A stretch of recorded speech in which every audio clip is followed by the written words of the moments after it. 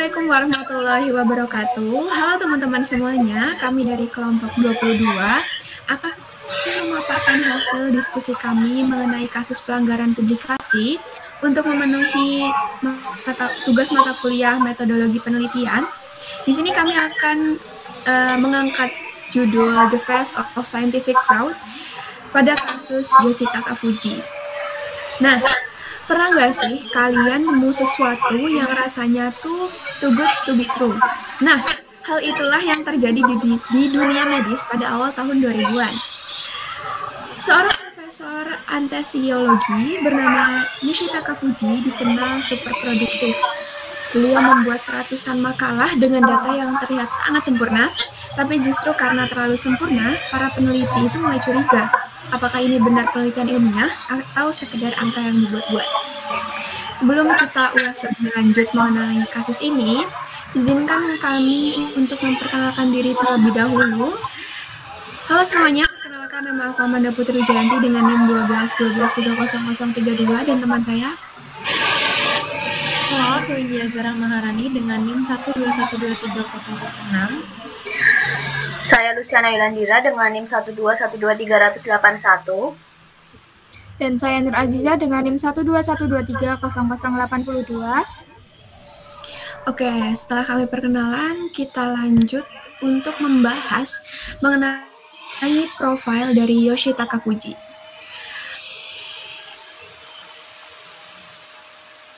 Nama beliau adalah Yoshitaka Jepang. Beliau lahir pada tanggal 19 April 1960. Fuji menempuh pendidikan kedokteran di Tokai University dan kemudian meraih gelar doktor atau PhD di bidang anestesiologi dari Tokyo Medical and Dental University. Dalam karir akademiknya, beliau sempat menjalani fellowship penelitian di McGill University, Kanada, lalu berkarir di beberapa institusi besar, termasuk University of Tsukuba, dan akhirnya menjadi Associate Professor di Toho University pada tahun 2005. Fokus utama pada penelitian beliau adalah pada obat-obatan untuk mencegah mual dan muntah pasca operasi, yang menjadi salah satu masalah umum dalam bidang anestesiologi. Dalam produktivitas, Fuji benar-benar luar biasa. Bayangin aja, sepanjang karirnya ia bisa menerbitkan ratusan makalah dengan rata-rata sekitar 8 publikasi pada setiap tahunnya. Sekilas profil ini terdengar sangat mengenaskan kan? Seorang peneliti produktif berpendidikan tinggi dengan reputasi akademik yang gemilang, namun seperti yang akan kita bahas setelah ini, di balik tumpukan publikasi yang tampak sempurna, ternyata ada sesuatu yang sangat mengejutkan. Untuk lebih lanjutnya akan dijelaskan oleh teman saya.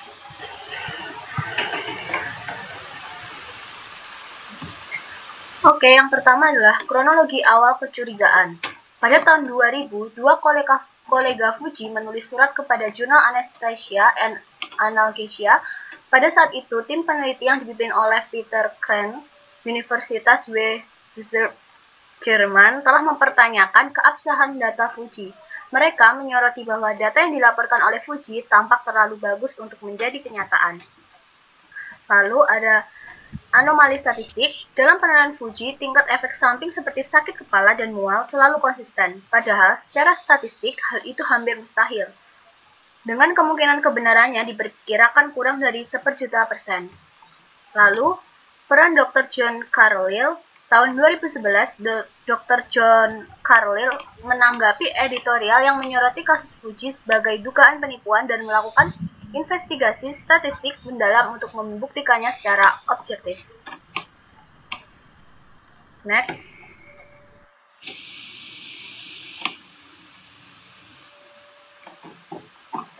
Lalu, untuk membongkar kebohongan Fuji, Dr. Carlyle menggunakan metode statistik sederhana namun efektif, yaitu teorema limit pusat. Teorema ini menyatakan bahwa ketika Anda mengambil rata-rata dari banyak sampel data, rata-rata tersebut akan membentuk kurva lonceng atau distribusi normal. Ini adalah pola yang diharapkan dalam data ilmiah yang valid dan acak.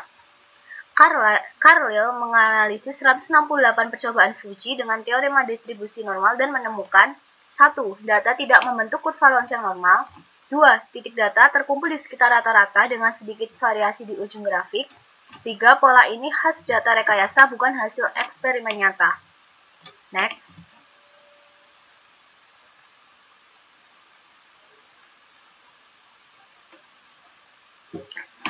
Lalu, dampak langsung pada literatur ilmiah dan praktek medis. Pertama, retraction besar-besaran dan koreksi bukti. Penghapusan puluhan ratusan studi dari literatur menyebabkan kebutuhan untuk memperbarui meta-analisis dan sistematis review yang pernah memasukkan studi-studi tersebut. Ini menciptakan pekerjaan tambahan bagi peneliti sintetis bukti, atau reanalysis sensitivity analysis tanpa studi fuji. Lalu, yang kedua ada dampak klinis atau pasien dan praktik. Kekhawatiran awal kalau studi fiktif mempengaruhi rekomendasi klinis, pasien bisa mendapat terapi yang tidak optimal. Namun, beberapa review khusus di bidang anestesi, misalnya manajemen postoperatif nausea and vomiting atau PONF, menilai bahwa pengaruh praktis terhadap pedoman yang dipakai saat ini relatif terbatas karena banyak meta-analisis modern mengecualikan atau menverifikasi studi tersebut. Tetap saja, potensi kesalahan sebelumnya nyata sehingga literatur harus dikaji ulang. Untuk yang ketiga adalah efek domino pada penelitian lain. Studi palsu bisa menjadi dasar hipotesis atau analisis penelitian berikutnya. Selain itu, mempengaruhi estimasi efek di meta-analisis sehingga menyesatkan arah riset.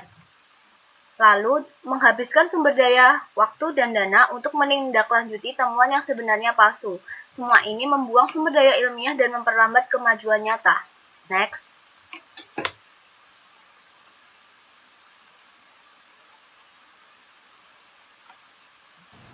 Selanjutnya, terdapat dampak pada kebijakan editorial dan budaya riset. Yang pertama itu terjadi pada percepatan penggunaan forensik statistik dan alat screening, di mana kasus mendorong adopsi teknik statistik forensik sebagai alat screening awal di beberapa jurnal dan komunitas. Namun ada juga peringatan bahwa metode ini harus dipakai hati-hati karena bisa memberi false positif jika asumsi tidak terpenuhi. Yang kedua, adanya dorongan untuk keterbukaan data dan pre-registration. Jurnal dan lembaga semakin mendorong atau mewajibkan data availability statements, penyimpanan data mentah, dan pendaftaran prospektif atau pre-registration untuk uji klinis agar publikasi lebih mudah dideteksi dan diverifikasi.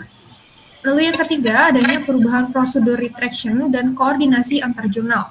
Kasus ini memperlihatkan perlunya koordinasi lebih baik antar editor ketika satu penulis mempublikasikan di banyak jurnal berbeda, serta prosedur investigasi yang lebih cepat dan transparan antara institusi dan penerbitnya.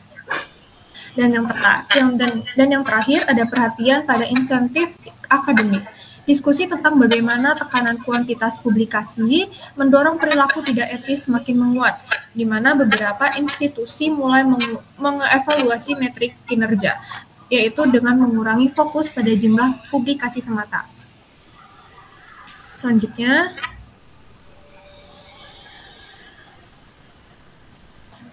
terdapat dampak reputasi dan legal profesional, di mana yang pertama itu ada dampak reputasi individu dan institusi.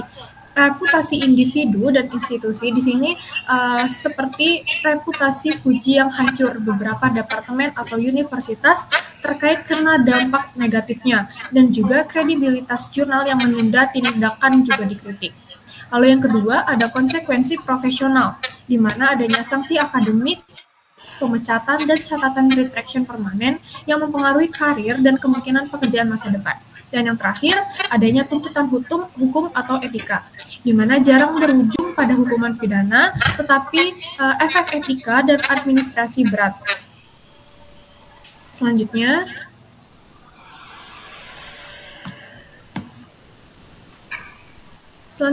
yaitu tentang konsekuensi dan skala penipuan. Dalam beberapa minggu setelah temuan Carlyle diterbitkan, Komite Ahli Anestesi Jepang membentuk investigasi independen. Yang pertama, dari 202 makalah yang diteliti, hanya 3 diantaranya yang ditemukan valid. Lalu yang kedua, tepatnya pada tahun 2023, sebanyak 173 makalah Fuji telah ditarik dari jurnal-jurnal ilmiah. Ini menjadikannya salah satu kasus penarikan makalah ilmiah terbesar yang pernah ada, yang secara substansial merusak reputasi dunia sains.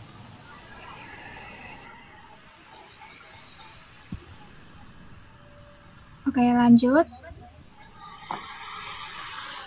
Nah, dari yang dijelaskan oleh rekan-rekan saya, motivasi penipuan dari si Fuji ini, dia itu tidak mendapatkan kekayaan besar dari kasus yang dilakukannya. Namun, ia itu hanya ingin memperoleh pengakuan dan gengsi yang signifikan di bidangnya. Narasumber dalam video berpendapat bahwa motivasi utama Fuji itu bukanlah uang, melainkan yang pertama itu harga diri, di mana keinginan beliau untuk merasa berharga dan dihormati oleh rekan-rekan kerjanya. Kemudian yang kedua itu ada prestige atau hasrat untuk menjadi ilmuwan yang sangat produktif dan memiliki kontribusi besar dalam bidang anestesiologi. Lanjut. Oke. Nah, pelajaran yang dapat diambil dari kasus Yoshikata Fuji itu yang ada 4. Yang pertama itu integritas ilmiah, di mana integritas ilmiah itu adalah fondasi sains. Tanpa kejujuran, seluruh bangunan ilmu pengetahuan akan bisa runtuh. Kemudian yang kedua, pereview dan investigasi independen itu sangat penting, di mana mekanismenya itu berfungsi sebagai pengaman terhadap terjadinya suatu penyimpangan. Kemudian yang ketiga itu ada kecurangan pada akhirnya itu akan terungkap, meskipun membutuhkan waktu dan data yang digunakan itu harus valid dan perlu kajian ulang. Dan yang terakhir itu motivasi pribadi bisa menjerumuskan atau keinginan seseorang itu akan menjerumuskan ia pada pengorbanan etika. Nah, dari kasus Yoshikata Fuji tadi, kita belajar bahwa sains itu bukanlah pada dasarnya itu dibangun atas kepercayaan dan suatu integritas. Produktivitas yang tinggi dan data yang terlihat sempurna ternyata itu tidak selalu berarti kebenaran. Justru dari sini kita diingatkan bahwa kritis itu adalah kunci utama dalam pengetahuan. Nah, kasus ini juga menunjukkan bahwa sistem ilmiah memang bisa salah, tapi pada akhirnya ia memiliki cara untuk mengoreksi dirinya sendiri, meskipun prosesnya panjang dan penuh tantangan. Nah, semoga dari pembahasan ini, kita semua bisa lebih menghargai pentingnya kejujuran akademik, tidak hanya dalam penelitian, tapi juga dalam setiap hal yang kita kerjakan. Karena pada dasarnya prestasi sejati bukan hanya soal jumlah karya, tetapi dari seberapa jujur dan bermaknanya kontribusi itu bagi orang lain. Oke, terima kasih atas perhatian teman-teman. Semoga materi yang kita share pada kali ini dapat bermanfaat bagi teman-teman yang menonton video ini.